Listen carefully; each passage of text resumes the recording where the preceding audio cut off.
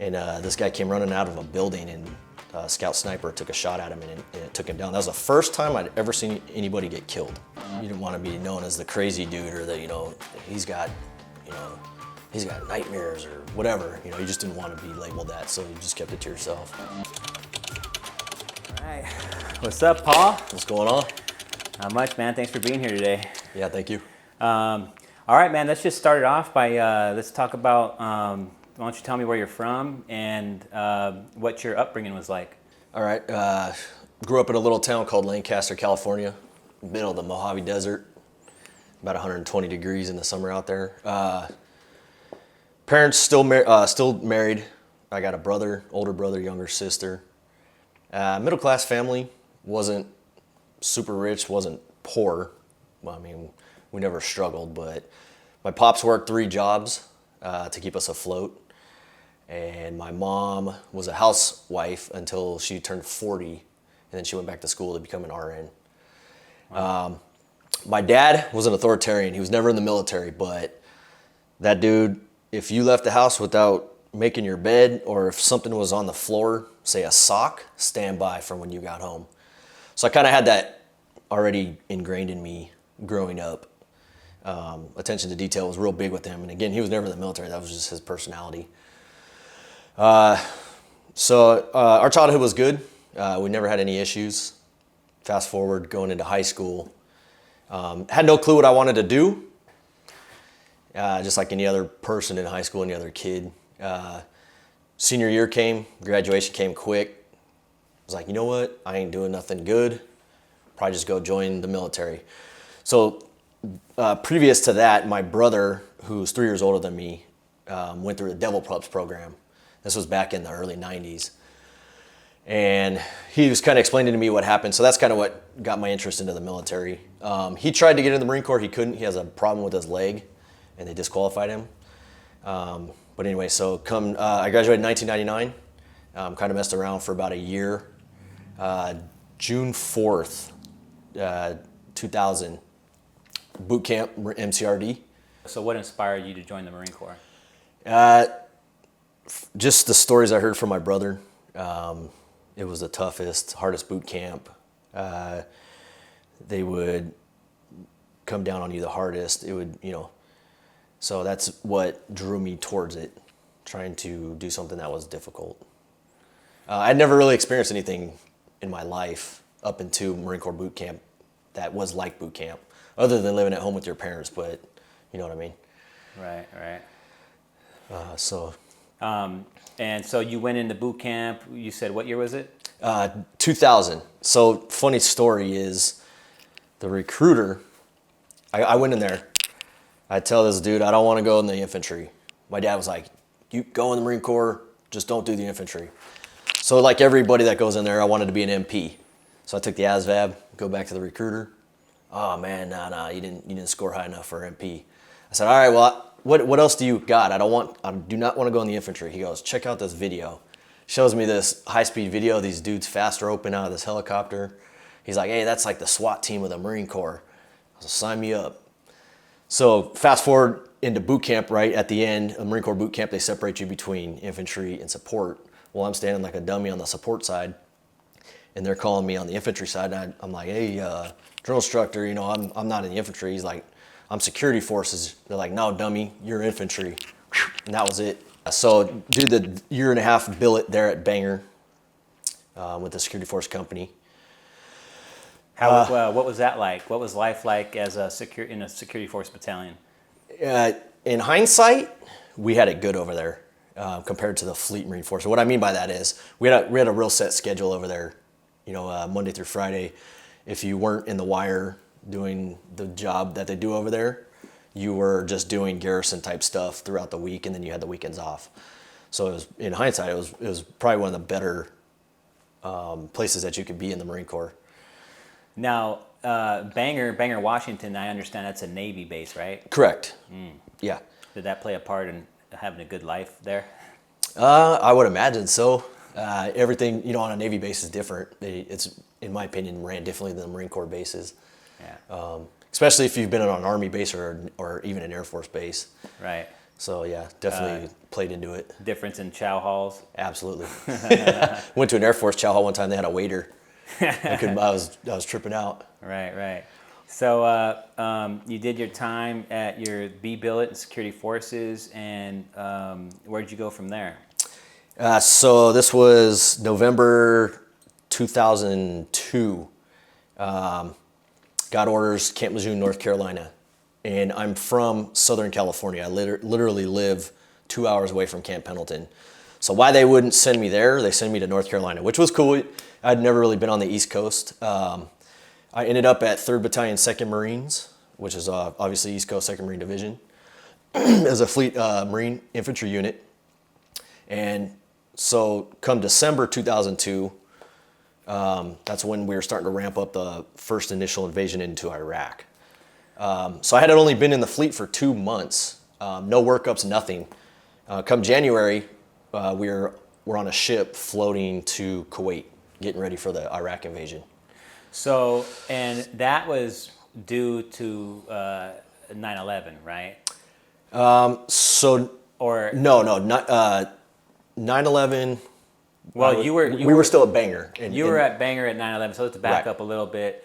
And what happened?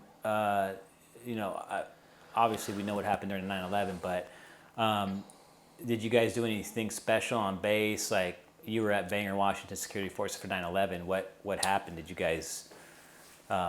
What kind of stuff were you guys hearing? What was the word? What was it like after 9/11 or while that was happening?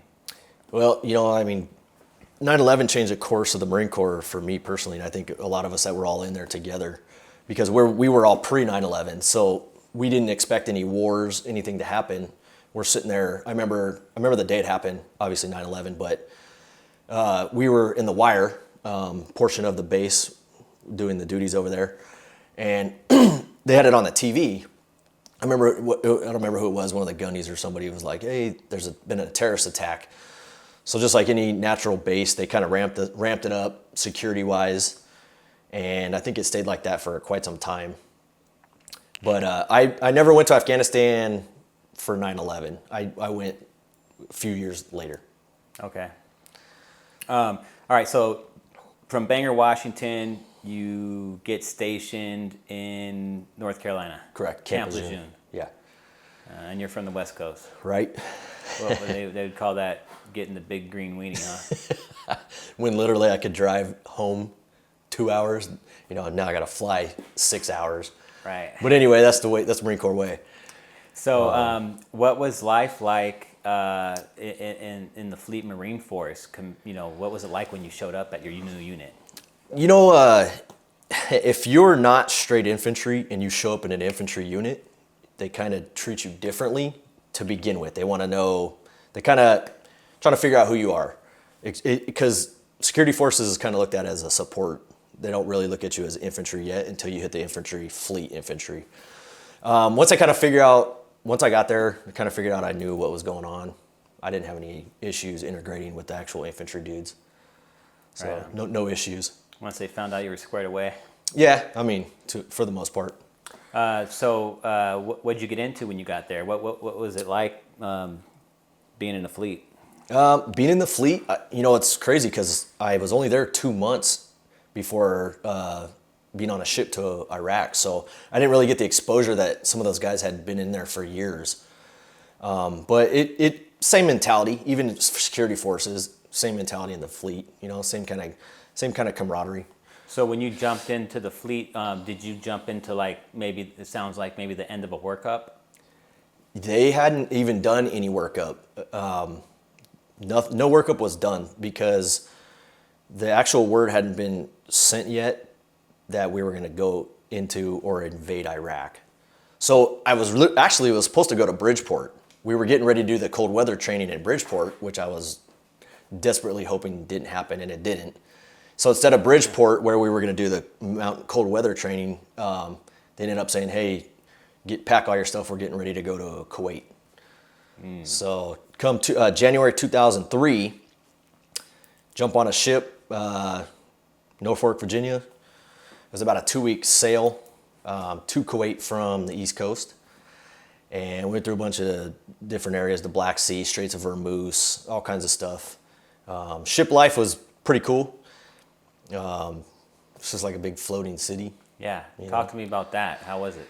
It's definitely coming from a B billet where you're on land and we don't deploy, and now you're on a floating ship, and now you're integrated with Navy personnel and Marine Corps personnel. This is a little bit different. You know, in the Marine Corps infantry, you don't encounter female Marines very often. Maybe you might see them at the chow hall, but when they throw you on a Navy ship, obviously there's lots of women in the Navy, so it's just a different atmosphere. It's a little bit different than being in the fleet, Marine Corps. What's a typical day like on a ship? We would get up 5. They would give us 2 hours to PT. Big full gym on the ship. You can go up top, run on the flight deck. PT meaning? Physical training, right on. Running, exercising. They kind of let us pick and choose what we wanted to do. You know, when you're back in the garrison bases, they set you up with a PT program, physical training program. But when on the ship, because there's people doing different shifts and stuff, you kind of pick and choose what you wanted to do. As long as you got 2 hours of physical exercise in, they would let you do that. And then by 8 o'clock, you had to have been ready, showered, eaten, and ready for whatever the staff NCOs had for you, classes, whatever they had designated for that day. Right, just making shit up to do. That's it. Just trying to keep you busy. The Marine Corps, or on a ship, they're called the berthing areas, right? So that's where people sleep, and it's 3 bunks high. So you got a Marine, one in the middle, and one on the top, and then the ship's got a row. So you got like 10 rows on each side. So whatever that is, 3 times 10 is 30. So 60 people in one berthing area, all just packed in there. All your gear's packed in there with all their shit. That's it. And then the only thing you got between you and the guy, 10 feet away from you is a little curtain that you slide. That's your courtesy curtain. So what was like showering like and all that? The showers they were single showers. Yeah. Okay. Privacy showers and stuff. What was the food like on ship? Food was not bad. It's the same set schedule. It's pretty close to the Marine Corps. You already knew ahead of time what they were going to serve. It was always like Taco Tuesday, pizza was on Wednesdays, or Italian food, and then Friday was always surf and turf, steak and lobster. It was always systematic. So this was, you said, January 2003, right? Yes. Has there been any talks about going into combat at this point? No, we still had no clue as lower level enlisted guys. I had no clue what we were doing. I just knew we were going to Kuwait. They didn't give us a mission. But on the way over there, we did lots of classes on how to identify T-32 tanks or Iraqi troops, the different kind of troops that were over in Iraq. So we kind of had an idea something big was coming, but they just never physically told us. Do you remember when you did get the word? Yeah, so we took about 2 weeks to get to Kuwait. They flew us off the ship onto land. I don't remember the camp I was in, but it was a camp somewhere near Kuwait City, because I remember I jumped on a bus and went into Kuwait City. I don't even remember what we did. We went to go pick up something or somebody. There's a group of Marines on a bus. Right. But yeah, we sat in the desert for almost 2 months, doing endless patrols. In Kuwait? In Kuwait. Oh, wow. Super hot, no vegetation. Just patrols, fire team rushes, tactics. And that was pretty much it. And then where'd you go from Kuwait? So right before the invasion, which I think it was March 19th, like around the 17th, we started packing up and got on 7-ton pickup trucks and started making our way towards the border of Iraq. So at that point, it was Bush. President Bush had already said, we're getting ready to invade Iraq. And so we all loaded up. It took us 2 days to get to the border from where we were at. And I sat there, I remember March 18th, almost into March 19th, midnight, was sitting on the border. And we didn't know what to expect. There was nothing there. There was nobody there. There's no fence. There's nothing indicating that it's a border. But we were static on a line. And I remember just watching missiles being fired off of a truck. Cruise missiles, whatever they were, Scud missiles. and it was just like a big light show. Wow. Cool. What was going through your mind when you were seeing all that? Man, didn't know what to expect. It was nighttime too, so in my mind, bad guy is 10 feet away. In all reality, there was nobody even there for miles. Right. Come to find out the next day. How old were you at this time? So I turned 19 in boot camp, which was 2000. So I was about 20. I should have been 21, close to 21. Okay. Young. Yeah.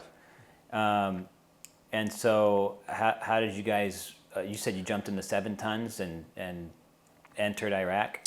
Yeah, so I was part of Task Force Tarawa, which was made up of 3 battalions. You had 1st Marine, 1st Marine 2nd Division, 2nd Marine 8th Division, and 3rd Marine 2nd Division. So there was 3 of us in a convoy, and we first went to secure some airport. I don't remember what town it was, but that was the first mission. That was actual. When we crossed into the border, that was what we were told. Hey, you're going to go secure an airfield. So it took us like an hour or 2 hours to drive there, and we get to the airfield, and there's nothing there. Secured it, and that was it. That was it, huh? That was it, yep. And then what did you do after that?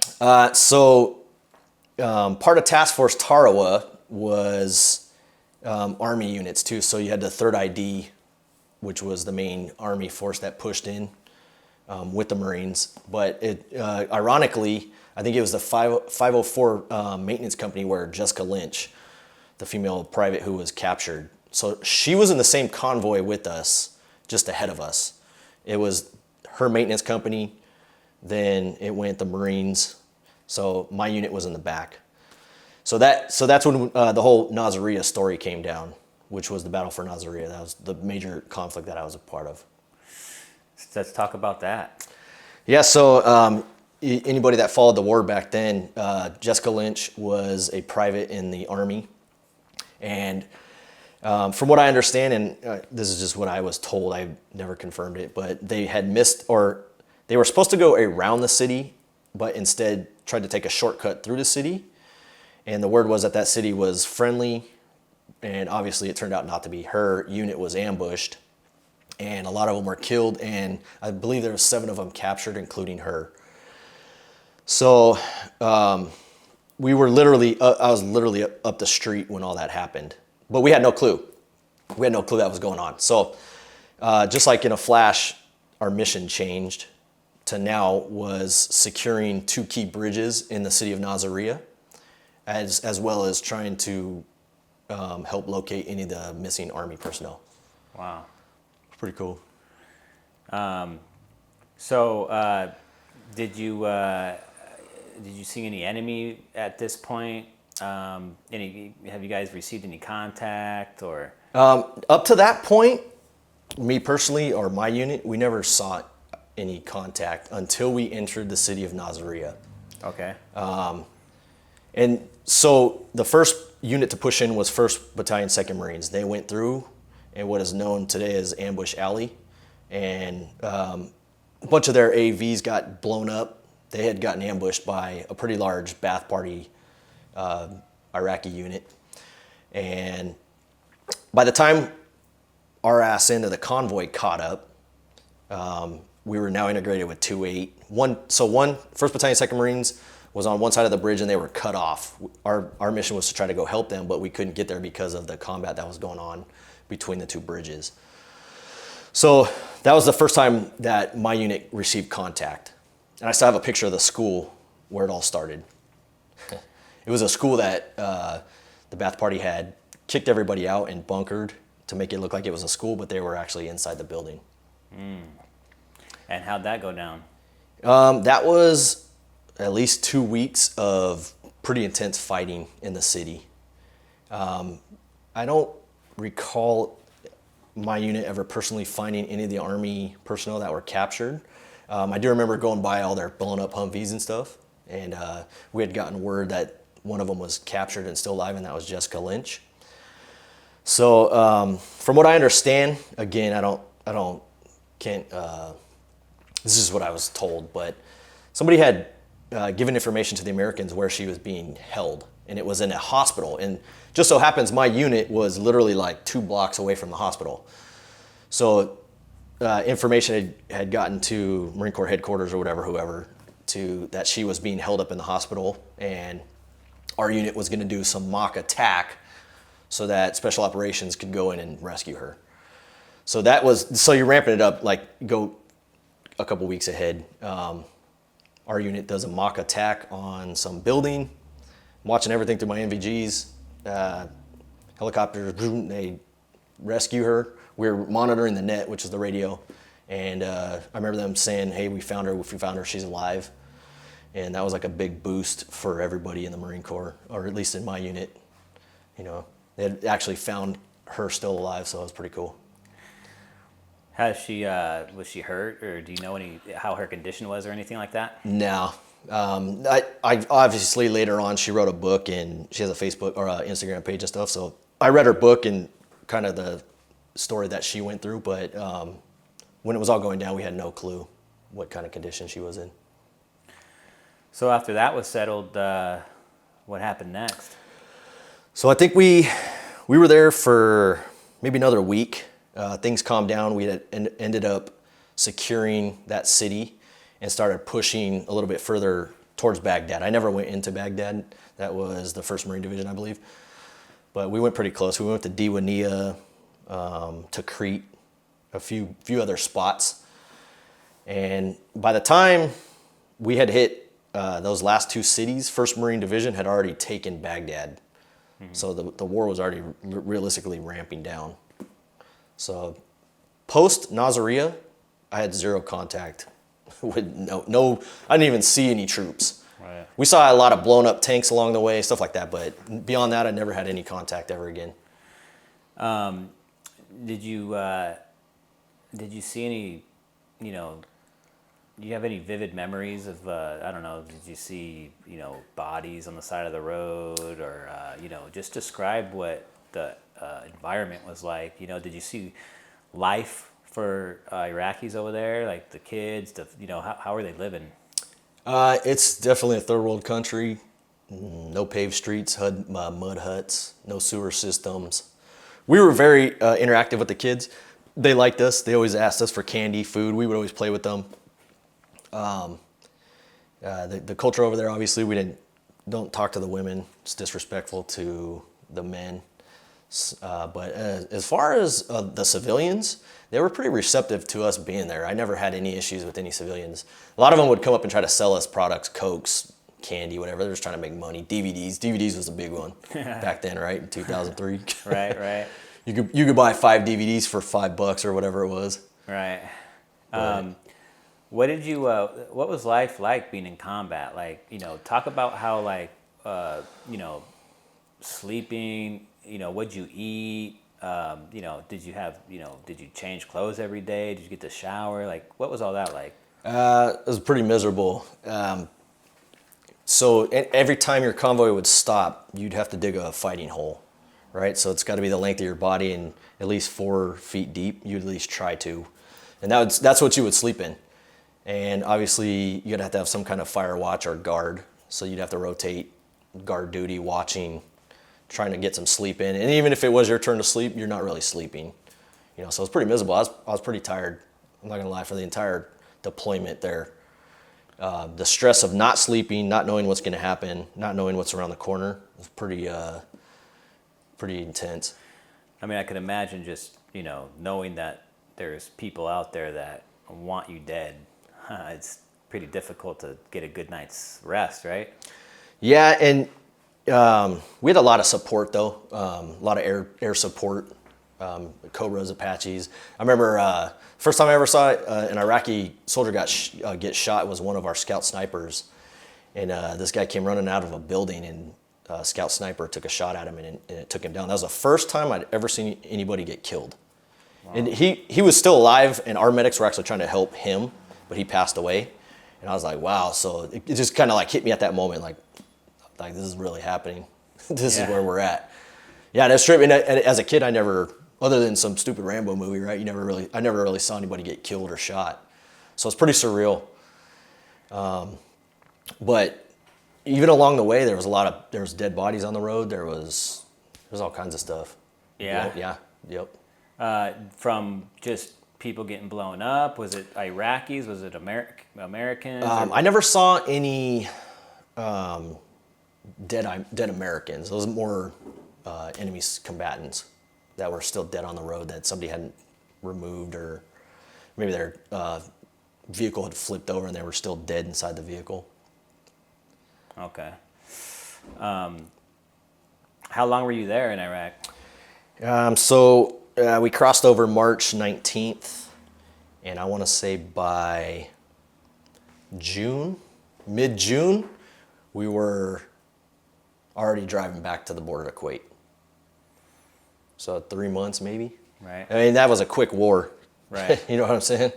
So, you know, once we knew the war was over, they were like, hey, pack your stuff up. We got back on the trucks, drove the 2 or 3 day cruise back to Kuwait. We stayed at Kuwait for quite some time. I don't remember how long it was, like a couple days. Jumped on some of them hovercrafts, back out to the Navy ship, and that was it. Boom. And once you got back, what happened when you got back? So from Kuwait, they stopped in Portugal, gave us 4 days of liberty, which in the Marine Corps terms is you got 4 days of vacation, right, in a foreign country, after you had just been in war, and it was an absolute shit show. I mean, picture a bunch of 21-year-old kids who'd just been through combat, and now you're set free in a country where it's only 19 to drink. So, yeah, it was pretty wild. Vividly, I remember the shore police snatching up my buddy and me, being too intoxicated, taking us back to the ship, and then there was a lot of that going on. Yeah. And then you guys are just headed home back to the Camp Lejeune, is that right? Yeah, so that's it. We instead of sailing to Norfolk, we sailed straight to Camp Lejeune. And I don't remember how we got back on the shore, but fast forward, so now post-Iraq, back to garrison life, right? So now you got a set schedule, back to the monotony of Monday through Friday, whatever, 9 to 5. One of our gunnies comes up and he goes, hey, so it was late June now by this time, almost July. They need volunteers for Afghanistan. Anybody want to go? So July 2003, I still had another year in the Marine Corps. My EAS date was June of 2004. So I was like, I can either sit in garrison for a year or I can go to Afghanistan, which I'll never go to in my entire life. So what ended up happening is I switched from 3rd Battalion, 2nd Marines. I jumped over to 2nd Battalion, 8th Marines, so 2-8, and started ramping up on a deployment to Afghanistan with them. So literally, like, I had a 3 or 4 month break between Iraq and Afghanistan before my second deployment. Oh, wow. Yeah. So you jumped into a workup? Yeah, we didn't really do it. I mean, even for that, there was no real workup. I integrated into a new unit. I had to meet I had to meet all the new people from that unit, but a lot of people from my unit came. So it was guys I was in Iraq with, so I knew them too. So we already had that bond coming into that new unit. Even though we didn't know them, we all knew each other and had all been into Iraq together. Right. But yeah, to November 2003. We didn't sail this time, we flew to Afghanistan. So we flew out of Cherry Point, North Carolina, to Frankfurt, Germany. It was about a 6-hour flight on a commercial plane. And that was a mess too, because you've got civilian female flight attendants with a group of 150 male Marines. So there was a lot of nonsense going on. So from Frankfurt, we flew to, I want to say Turkey. From Turkey to Kyrgyzstan. Kyrgyzstan's right on the border near China and Russia, I believe, somewhere in there. And we stayed there for 3 days. I don't know what we were doing there, I don't remember. It was just on this little military base in the middle of nowhere. Then we ended up taking a C-130 from Kyrgyzstan into Afghanistan, which was like a couple-hour flight. Okay. And what was it like when you got to Afghanistan? Again, just the unknown. We flew into Bagram Air Base, which is the main air base there. All the coalition forces were there. Marines, Air Force, Navy. I mean, there was the Korean Rock Marines. There was Israeli SAF. I mean, there was all kinds of people there. German troops. It was just a big coalition base. So we got there on the tarmac or runway and got on some buses and situated us into the Marine Corps camp. I don't remember what it was called, Camp Bulldog or something. And at that point, we still hadn't had any mission yet at all. So we're just kind of acclimating to the elevation changes and the weather over there in Afghanistan. Do you recall your first mission? Yeah, so I was with 2-8, and they broke us up into 3 different missions. So for 2 months, you were either pulling guard duty around Bagram Air Base, you were either on a QRF or a quick reaction force for President Karzai, at the time was the president of Afghanistan. So you would sit in the tarmac, and if anything went down at the presidential palace, they would spin up the QRF, and we were a quick reaction force to back him up and his Afghanistan fighters. Or you went to Asadabad, which was on the border of Pakistan and Afghanistan. So my unit got sent straight to Asadabad, Afghanistan. Okay. And what was your guys' mission?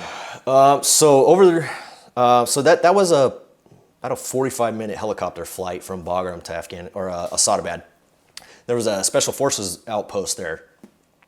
And our mission as the Marines, we relieved the 10th Mountain Division, which was Army. They had been worn thin from Afghanistan and Iraq. Our Marine unit relieved them, doing security for the special ops base there. Did you get into any sticky situations while you were in Afghanistan? There was a few skirmishes, firefights, nothing significant. A lot of OPs, a lot of that stuff from when the Russians invaded Afghanistan in the 80s was still there. There's bunkers and stuff that we would still use that was built by the Russians. Mm-hmm. Key points on certain mountaintops that would overlook the city of Asadabad. The most significant incident that I can remember, I was on an OP observation post with my platoon, and there was a group of Humvees at night, Marine Corps Humvees. There was 3 of them doing a patrol of this little city. And as we were watching, some dudes ambushed the convoy. 2 RPGs missed, luckily, and a bunch of small arms fired. But we didn't react. We were too high up on the mountain to even react. We just kind of called it in what was going on. So being that it was a special operations base, those guys had direct connect to an AC-130 gunship. So they called one in, and I remember watching through NVGs a bunch of Taliban fighters running up a mountain wall. An AC-130 gunship was raining down on them. So yeah, it was legit. That was probably the most significant incident that I saw there. Were you watching them drop? Oh yeah, yeah. You could see them through your NVGs? You could see them through the NVGs because it was super dark out, and on the C-130 at night, the cone emits like a infrared light on the side of the mountain. So unless you're wearing NVGs, you can see exactly what it's lighting up. It was pretty gnarly. Wow. How long did you stay in Afghanistan? So I got there late November of 2003, and we ended our deployment June 1st of 2004. Okay. And then how long did you stay in the Marines after that? It's crazy. We got back to Camp Lejeune June 1st, and I exited the Marine Corps June 10th. That was it. 9 days later? 9 days later, after 2 combat deployments back to back. I remember that day, June 10th or June 9th, something like that. And, it's kind of weird because for 4 years, you're used to not being able to go anywhere. And I remember the first sergeant was like, "Thank you for your service, son. Good luck to you." And that was it. And I was like, "I can go?" And he goes, "Yeah, you're done." Wow. And that was it. Dude, what the fuck was it like? Okay, you got 2 combat tours, you get back from the second one, and you're out of the fucking Marine Corps in 9 days? It As was a civilian? zero reintegration into civilization, period. And so back up to coming back from Iraq, I started noticing I was having some issues. I used to be able to drink beer, drink, just a good old time, party, like to party, drink. Well, I started feeling kind of weird after drinking from Iraq, and I was like, I don't know what this is. Like, I don't know what's wrong with me. I couldn't drink caffeine. I couldn't drink soda anymore. I drank a soda, I thought I was having a heart attack. I almost went to the base hospital, but being a Marine, you're stubborn, right? So you're like, screw this. Right. So I suffered through Afghanistan legit with heart palpitations and just stuff I didn't understand. Like I couldn't explain it. I even went to the doc and I was like, hey, I've got like heart palpitations. They're like, oh, you're just nervous, it's combat. And so that's when I first really started noticing, fast forward a few years, what post-traumatic stress was, or what the symptoms of being under, stress for a year in combat. It's pretty interesting, thinking back. When you got out, where did you go back to? So I got out, I drove back to California, lived with my parents, trying to figure out what I was going to do next. Biggest, that's the hardest part. With zero integration from the Marine Corps, not on their fault, it's just the way it laid out for me, Just what did it feel like being in, just back in Lancaster at your home, right? Yeah. After, essentially a year's worth of combat where you're hyper vigilant, hyper tense, fucking anxiety, can't sleep. Out the door. I mean, what was this like? Like that, was it a shock? Was it a culture shock? Or, what was that like? Well, when I got out of the Marine Corps back to civilian life, I tried to pick up right where I left off as a 19-year-old kid. Well, it doesn't work that way when you've been in that kind of environment. Physiologically, a lot of things changed. My nervous system, and it's crazy because I know this now. I didn't know that back then. So drinking would give me anxiety. I never even heard the word anxiety. I was dating this girl and she goes, oh yeah, I have panic attacks and anxiety. And I was like, what is that? And she explained the symptoms and I was like, that's exactly how I feel. She's like, oh, you have anxiety now. But I never knew what that was. I never heard that growing up, like legit, never understood or never heard that word before. Right. So I didn't, I kind of got back into the swing of things pretty quick, civilian life. Started trying to find a job. I went to EMT school. Finished that. Was still trying to figure out what I wanted to do. Was a security guard for a few months. And so my grandpa, my dad, my brother were all LA County sheriffs.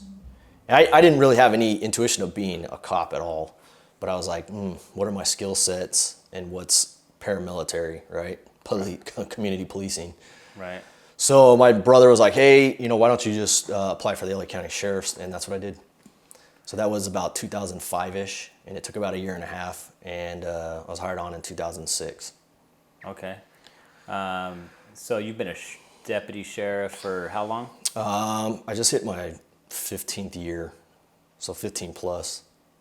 So talk to me about okay, it's, you go into the law enforcement because it's a paramilitary type organization. Just correct me if I'm wrong, but maybe you're trying to get back as close as to the military type environment as possible, right? Because that's where you feel comfortable. You're dealing with anxiety. You're likely got PTSD. At this point, have you gotten help yet at this point? No, never even sought help because I thought it would affect my employment with the LA Sheriffs. So that's why I never even, I was just like, I'll deal with it, whatever. And I did. I dealt with it for a long time. Just kind of ignoring it, which is probably not the best thing, but. When did you eventually get some, or try to get some help? So I got into an incident in the sheriff's department, a shooting. It was an on-duty shooting. And so ignoring post-traumatic stress symptoms, which could be different for anybody. For me, it was anxiousness and panic attacks, right? And then I get into a shooting as a cop, and everything just kind of crumbled all at once. Can you walk us through that incident? The sheriff's incident? Yeah, the shooting. Yeah, I was on a station level narcotics team. We were serving a search warrant on a guy that we suspected was selling methamphetamine out of a house. Long story short, he tried to kill me with 2 knives, and I ended up having to shoot him. How did he try killing you? With some knives. He was throwing knives at me. He was throwing them at you? Yeah. Oh shit. So it was a long drawn out process. What I mean is the incident was drawn out. It wasn't like we just rolled up and shot him. It went on for, I think, 10 minutes of trying to de-escalate this situation, and it ended up in a shooting. So that's when I actually started seeking help, was because I was just like, had a meltdown. So a year of combat roll into being a cop, and you get into a shooting, just everything just imploded on me emotionally. Right. And I've never been an emotional person, right? Most Marines aren't. Right. And now you're back on your own soil, having to put people down. Yeah, and it sounds weird, and a lot of the other deputies didn't understand that. I had an issue with having to harm another American, and they're like, well, he's a bad guy. Well, yeah, you're right, he is, but still, coming from being in combat where you're killing a combatant trying to kill you, now you're, trying to police an American citizen who's trying to kill you. I don't know. Psychologically, it was just different. Yeah. Essentially, it's the same, because either way, no matter where you're at, you got somebody trying to kill you. Right. So you're justified in doing what you did. But you're overseas fighting for your country, for the same people that you're back here trying to protect. And right. Now you got some of those people trying to hurt you and put you in danger. Yeah, and it's funny you mentioned that, because, like I said, a lot of people I worked with couldn't grasp that concept. They just didn't understand it, and I couldn't explain it either. So yeah, it was definitely an interesting concept. I had to talk to a lot of different people and try to explain to them, why I was feeling the way I was feeling. Have you been able to connect with other combat veterans who are also sheriff's deputies? Yeah, so police agencies love veterans, whether it's Marine Corps, Air Force, Army, and they like the fact that you're disciplined for the most part. You're used to a set schedule. You're, paramilitary organization where you're wearing a uniform. You've got a rank structure, and they like that. They like that military people are obedient and also independent thinkers. So there's tons of veterans on the sheriff's department. Okay. And so eventually you got help, right? Was that through the Veterans Administration, or what? So originally I sought help through the sheriff's department. They have a psychological services bureau, not just for veterans, but for police. Police are no different than any other person. Alcohol problems, marriage problems, whatever. Right. And you can go talk to people. So I'd sought help through the psychological services bureau back in 2011. So fast forward from 2004 to 11, that's how long I suffered before I actually told somebody how I felt. And I imagine the majority of the time not really understanding what you're going through, right? No clue. I mean, when going into war and you don't have any of these symptoms, and then coming out and you've got these symptoms going on that you have no clue to explain. Yeah, but that's what they're trained to do, and they knew exactly what was wrong. Is mental health perceived as being, how's it perceived in the law enforcement community? So meaning, like, other cops having mental health problems, is it easily talked about? No, there's always a stigma behind that, and you don't. At that time, it's a little different now because mental health has become such a big issue over the last 20 years. But back then it was a stigma that you didn't want stuck on you. You didn't want to be known as the crazy dude, or that, he's got nightmares or whatever. You just didn't want to be labeled that, so you just kept it to yourself. Yet people expect you to, go out there and get knives thrown at you, right? Show up on scenes where you're dealing with dead bodies. I imagine traffic accidents where you're seeing people missing limbs, conducting rape investigations, and child molestation investigations. I mean, 15 years in law enforcement is a good likelihood you saw a lot more there than in combat, right? Yeah, there's a lot of despair in this world, and you see more of it in law enforcement because you're getting called to it. right? If a normal civilian walking down the street, you don't see very much going on. Nothing probably happens in your neighborhood, but police are constantly going to it. Rapes, like you said, murders, shootings, domestic violence, people dying, just, natural causes.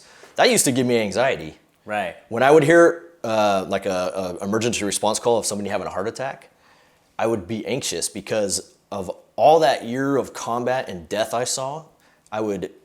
For some reason, that would just make me anxious knowing that that guy was dying. It had nothing to do with me, but psychologically, it would give me anxiety. And these were common calls, and people just expect you to be okay, like a normal okay type of person. Like go see all this shit every fucking day, right? Yeah. And but you're weak if you talk about mental health, if you're struggling with mental health, right? Back then, 10, 15 years ago, but now it's a lot. There's not a stigma attached to it anymore. A lot of people are, hey, I've got an issue, and as a partner or as a friend, if I were to tell you something bad because you're having a mental health issue, I think it's changed a lot. So there's no longer that stigma or dark cloud hanging around. It's people with some kind of mental health issue. Right. Did you eventually seek help with the VA? Yeah. So it's funny because I tried to go to a VA psychologist in 2008. Living in Lancaster, it's kind of a rural area. LA, the city of LA, Los Angeles, it's like a 2-hour, 3-hour drive. So they kept saying, hey, we can only set you up with a video appointment. So I would be talking to some psychiatrist, psychologist through a video monitor. And I was like, I'm not doing that. That's dumb. So I never sought any help for that. I would just go for regular checkups. But fast forward to 2010 or 11 after that shooting, that's when I actually sought help through the VA. Because I had moved out of Lancaster into another city, it was about an hour away. So I was closer to LA. More VA resources out that way. So that's when I actually started getting help through the VA. And have you been diagnosed with anything? So I went through the whole process of the disability pension, right? You got to go through the whole process, get interviewed. And originally I was given 50% for PTSD strictly. Right. Everything else I claimed got denied, right, as usual. Right. But they said, hey, yeah, we're going to give you 50% PTSD. So that's how it started. They make VA. You. It seems as they make you work hard to get you where maybe you should be, right? Because you're more than 50% now, right? Yeah. It actually took me 3 years to get 50%. And so tell me this: did anything change from when you got 50%, and then within those 3 years of you getting bumped up?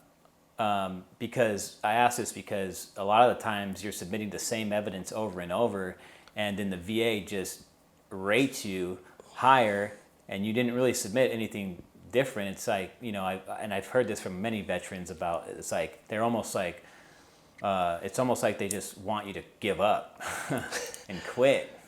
Yeah, they definitely don't make it easy. I don't know if people try to skirt the system or whatever the reasoning behind it is, but so I applied in 2014. I didn't get the 50% till 2017. And I just went back in 2019 to get reevaluated, and they upped me to 70% now. Right. And I guess in the VA's defense, they're overwhelmed. There's a lot of military veterans out there, and for the past, decade, 20 years, couple of decades, there's, we've been at war, right? So there's a lot of, combat veterans roaming around, and a lot of them, don't know how to get help, are afraid to get help, and get, perceived as being weak. Yeah, that's it, 100%. It's that stigma that floats around being weak. But if you think about it, what was the last major conflict? Desert Storm, right? From 2001, from 1990, 91 to 2001. So then 2001 to now, the VA gets flooded with, 300,000 people that were in combat that have issues. Yeah. Or in country, not specifically in combat, but still, Yeah, I think So- it might even be a lot more. I think I'm I read an sure. article recently. They were like backed up with 500,000 claims. Or, I believe it. I don't. I didn't dig into the. I'm just spitting shit out of my mouth. But I want to say I read something like that. But the fact is that they're overwhelmed and there needs to be a lot of help. Yeah, when you're going through it, you're just irritated because you don't really think about all the other people that are doing the claims. You're just focused on you, unfortunately. But in hindsight, they're overwhelmed. Was a good analogy. So, what do you do? What do you do to manage everything that you've been through, Paul? Walk me through what you do to help yourself manage all these these emotions and things that you feel after having been through everything you've been through. The only thing that's ever really helped me was exercise and running specifically. Running, for some people, it gives them runner's high or relieve anxiety, stress, and that's what it did for me. But it was a temporary fix. I would go back to thinking the same thoughts or, just a depressed atmosphere, and the anxiety would come back. So there's no real fix. It was just temporary things I would do to try to take my mind off everything that I've been through. It's constantly having to be managed. Non-stop, 24/7, 7 days a week. Do you know anybody? There's a lot of veterans that end up committing suicide after coming back from war. Do you know anyone personally that has taken their lives due to that? No. It's crazy because when you first get out, you keep in touch with a lot of the guys you were with, but as time goes on, everybody kind of goes their own separate ways. And other than the guys that we know, the only other guy that I talked to it was my bunkmate in boot camp. Still kept in contact with them to this day. Right. But yeah, as far as anybody committing suicide, I personally didn't know. I didn't know anybody. What type of advice would you give a Marine that's maybe struggling, maybe a younger Marine that's struggling with, having been back from combat, is afraid to talk to anybody, and needs help? What would you say to them? Mental health has come a long way from 20 years ago. I think they understand everything a lot better now because of so many cases of veterans. So I would tell them, it doesn't matter what you tell a psychologist or psychiatrist. I always used to think I'm going to go in there and they're going to lock me up in some crazy house because I told them I had, nightmares of people dying. But once you talk to them and actually understand their job is to try to evaluate you and help you, that stigma in my mind kind of went away. Right. And they're not there to put you in some nut house like everybody thinks. It's not going to affect your job. It's not going to affect anything, your family life. It's not going to affect your income. It's literally just something that's going to help you. Right on. Any last words before we cut the tape? No. Hey, thanks for telling your story, brother. Appreciate you. All right, man. Thank you. Push it to the limit, I can't go no more. Red light, no way, I'm coming back home. Long dirt road all on my own. I'm